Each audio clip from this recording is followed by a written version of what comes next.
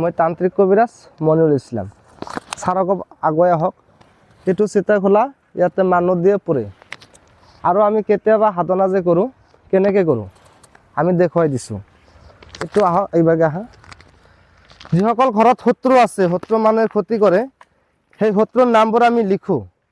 শত্ৰুৰ নামবোৰ লিখি, যেনে আপোনাক ক্ষতি কৰি আছে, শত্ৰুৱে কিবা কৰি আছে, এইটো বস্তু চাওক, তাৰে পৰা বস্তুটো পৰি যেতিয়া পানী চানী ইয়াতে আহে, সেই শত্ৰুৰ নামবোৰ লিখি আমি ইয়াতে পুতি দিওঁ। এইটো যিটো কাট কৰি আছে ইয়াতে পুতি দিওঁ।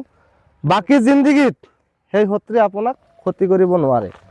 তো গতিকে আৰু এনেকুৱা ধৰণৰ বহুত বহুত বহুত কাম আছে কৰোঁ। আপোনালোকে কাৰোবাৰ ইলিগেল বুলি নাভাবিব। মানে মই কেনেকৈ কাম কৰোঁ, মোৰ কামৰ নিয়ম কি, নীতি কি, সেই বস্তুখিনি আমি দুই এটা প্ৰমাণ দিবলৈ ৰাইজক আমি ভিডিঅ'বোৰ আমি কৰি দিওঁ।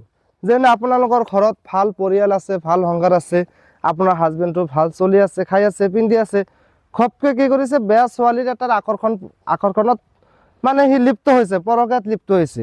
আপোনালোকে বহুত ঠাইত কাম কৰিছে, শুনিছে, কবৰস্থানত কিবা কৰিছে, শ্মশানত কিবা কৰিছে, কিন্তু কেনেকৈ কৰিছে বা তান্ত্ৰিকসকলে কামবোৰ কেনেকৈ কৰে। আচলতে যিটো পুৰাৰ পিছত যিটো পানী চাই আহে, ইয়াতে এনেকুৱা এটা ঠাইত জমা হয়। আপোনালোকে নিজেও পাৰিব।